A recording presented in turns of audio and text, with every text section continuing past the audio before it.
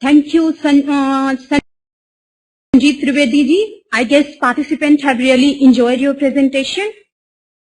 Dear participants, this conference covers a wide range of aspects, but you will notice that there is ample time for discussion, during which I hope all the participants will roll up their sleeves and consider critically both the problems and possible solutions being presented by the guest. So your active participation is warmly welcomed.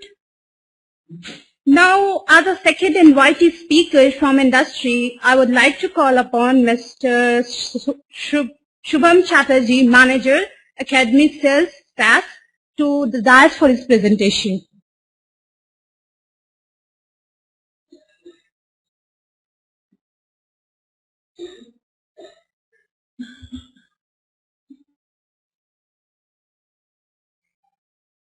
You have a mic to begin.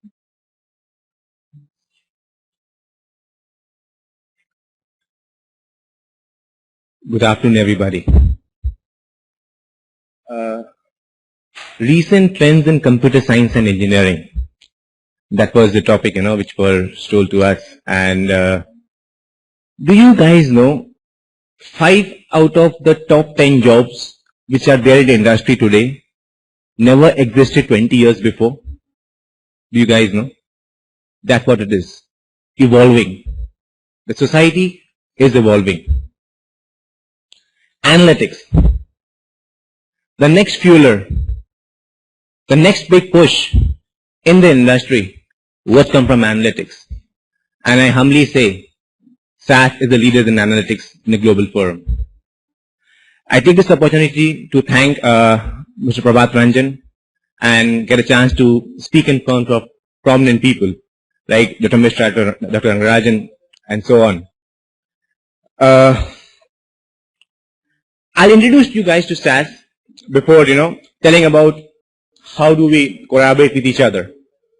Our intention here is not just telling about technology, but collaborating jointly how academia and industry can come together and bridge the gap which is currently there. As a company, we are about 37-year-old company, and just to give you a small heads up, 23% of our revenues of SAS gets into R&D. It's a big amount. Even pharma companies don't do that in terms of product. 92 of the top 100 Fortune 100 clients are our customers. We are one of the best places to work with globally as well. So once you get a chance to know about SAS, once you get a chance to interact with SAS in your career, in research, in terms of education, you not only have a chance to work for companies like SAS, but also our consultants, our implementations, our consulting partners. It's a big market open for you guys. I'll play a small video and then we start the main topic. What is SAS all about? Is the volume there? SAS stands for one thing. We are the acknowledged leader in analytics. We solve complex business problems. We don't sell hardware. We don't sell databases. We focus in on analytics and what analytics can do for an organization. Look, you know your business better than anybody else. You're dealing with changing market conditions. You're trying to manage your customers. You're trying to maximize output while controlling costs. But the one thing I am sure about your business is that no matter what your focus, you can do it better with analytics. There's an overwhelming amount of data out there today, and there are different types of data. There's data that's structured in databases, and then there's unstructured data out there like voice, video, and text. Now, some call it the data deluge. Others say we're drowning in data. We don't need to look at it that way. We need to look at data as opportunity. Now, we may be comfortable making decisions based on gut feel, but that's not going to cut it. Today, the stakes are much higher. We've got to make decisions based on facts. How do we do that?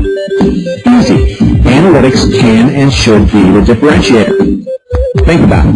Would you rather be reactive in your decision-making, making adjustments after the fact, or would you rather be proactive in your decision-making, adjusting your strategy based on a look into the future, allowing you to sidestep problems and capitalize on opportunities opportunities long before your competition.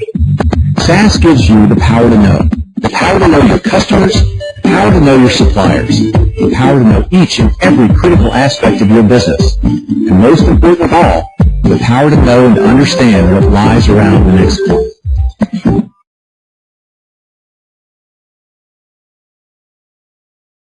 I humbly say, in this business of analytics, advanced analytics, SAS has around 40% market share globally and around 60% in India.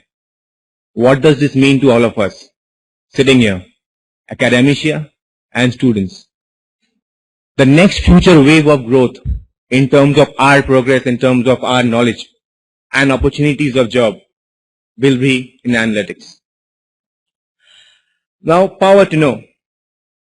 What are the challenges? Currently, what challenges generally student faces, in terms of current education? My colleagues from Adobe rightly said, is employability is one part. It's the research side is the other part. Yes, research is something which slowly as the culture is on the downward trend. We can help you in that regard as well. You all must have heard about, various kinds of terminologies in the industry, the big data, social media analytics. You must have heard about ontology management, text analytics, data integration, DI, we call it as DQ, data quality, data management. We have a huge amount of data which comes to us, and we process this data to take the next step forward and apply analytics over it. Why there's a problem? There is a problem in this industry in terms of student ratio is that the tools which are there are not good enough, or the other chance is that students may not get a chance to work on tools which are there in industry. Students study in their current scenario, they work at tools which are available to them. Unfortunately, many a time it so happens when a kid passes out from this kind of scenario, goes to the corporate, there's a huge demand-supply gap. There's a gap in terms of what have you studied and what you're implying there, what are you using in that kind of scenario. And how do we help you? In terms of pure play academics, irrespective of the industry where you come from, you can be coming from an engineering background or on a management background, be it research, be it agriculture, be it clinical, be it medical, analytics can be utilized everywhere. There's huge amount of data, let's say, and there are some kinds of things which are overlapping. Economics, for example, OR. OR as a subject can be studied in engineering. We do it in management. We also do in statistics. Data mining. Data mining is something which we do in engineering as well as in management. Yes. And the huge amount of data everywhere. Our entire focus is helping the Central University of Bihar and the academic community in the country in two prominent ways. One way will be a model wherein SAS can be adopted by institutes, a few of our customers which are there, who are currently utilizing SAS in a big manner, wherein it's a joint model partnership which we come into. So with the one side is the modern technology which we bring in the market, other side is how we collaborate. We not just collaborate with institutes and colleges to the tool, but we are there for the entire life cycle. We finalize the content with everybody of you guys. We also launch the programs and see to it students exposed to cutting edge technology, cutting edge tools, then come to the market, which increases applicability as well. So it's not just giving tools, this is the entire life cycle. The other model which SAS otherwise operates in this industry is a model wherein a research-based scenario. We had done a very successful project for Indian Council of Agricultural Research. Now let's say we have a Central University of Bihar, wherein there are colleges under it. There is no way a person sitting in college A doing research on a particular amount of topic can collaborate, can use the design of experiments of data from different college or maybe from different geographical location. Something similar, imagine a national structure. We did this or wherein 151 nodal centers across the country, it was connected together and it was then populated across 3,000 plus research scientists were actually trained, wherein in the last 2 years around 200 odd research papers had been submitted. The project was so successful for the university, wherein the grid computing is the next level what we have implemented with them. The major round of data quality has come across and everything, advanced reporting functionality has come. So the modeling in which SAS can help the academia is through both the models in terms of your institute-wise implementation, wherein we make your students placeable, make them research ready, as well as the university-wise model, wherein in case you have to form a grid, you have to collaborate amongst various channels. You can always do that. Some of the customers who are successfully doing that is nearly most of the IIMs are our customers. Few of IITs are there. University of Mumbai. Some this is just a small list, you know. So we have been successful in doing that. Now, premium institutes also, they do not need a SAS for placement, but they also need them to get better quality of placements as well, you know. So this is where we actually help everybody of you. This is in a very small forum. I would like to get questions from everybody, so you know we can have a more interactive session as we had in the last audience, you know. So any questions from anybody in the audience? Right. Yes, we do. We do sentiment analysis, one of the part. Also, we have been mixed two technologies together. One is social media analytics, wherein we not just scroll to the entire web, through blogs, through, you know, let's say Twitter, let's say Facebook, and now these are public data. They are not private data. You know, Twitter is open data. We crawl through the webs and we analyze. And once that data is collated through various medium, is brought to a platform, sentiment comes in afterwards. Wherein, let's say you have a product, let's say this is a phone. So what sentiment does market carries about this phone? It can be positive, it can be negative. So we have been involved in across the country, let's say the Tata Motors and so on, Stop and all, wherein you launch a product and you need to know the sentiment, what's been happening. It can be, let's say you have a car and sentiment of it is positive in North India, negative in South India. It is why. So we can actually drill down and see, is the servicing bad? Is the dealers not good enough? Or the roads bad? Sentiments can be governed by many possible options. So yes, we do that. Any tools which can help students if they want to analyze data? Yes. One of the unique things which came across in a question was something which I forgot to mention in my discussion is tools what represent the academics. As a tool, there's a very unique thing, you know. There are corporates who provide tools to academia, but the student version are cut down. So let's say there are about 10 features in a tool. In education version, there are just 2. But that's not with us. We give you the same tool which is there in the industry to you as well. So yeah, costing the different part, we give it at a far discounted rate because my interest would be to see to it you guys get more placeable in industry in a long-term basis, as well as the country as well moves ahead in that sense. So yes, we provide you all the tools across the domain for your interests. So sir, could you name some tools which can be used for sentiment analysis? There's a product called as SAS sentiment analysis. That's what the name of product is. And text mining as well.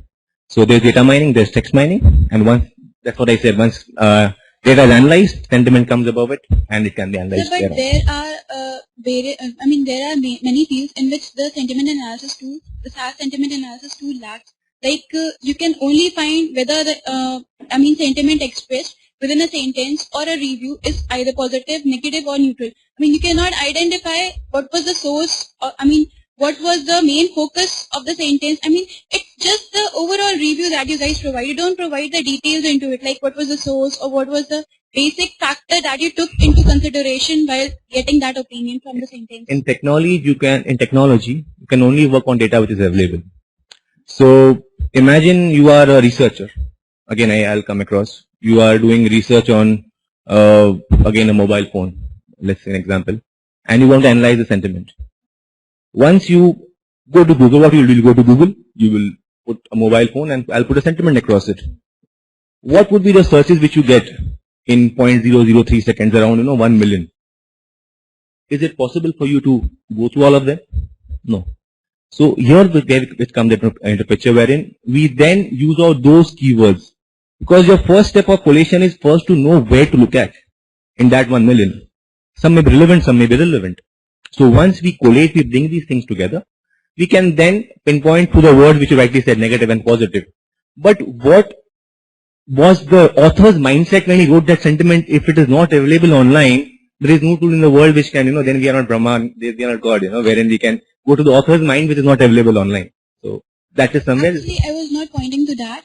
Okay. What I meant was like the sentiment analysis, the entire sentiment analysis thing. Like you tell whether a review is positive or negative, given on the words that were present in the review or the sentence that you analyze. I mean, that's the thing that has been done way back, like in 2000, Right. 2007. Right. So there has not been much of progress. There has there. been. There has been. I mean, I believe I need to take you offline, and there's a huge impact. Text and analytics Okay.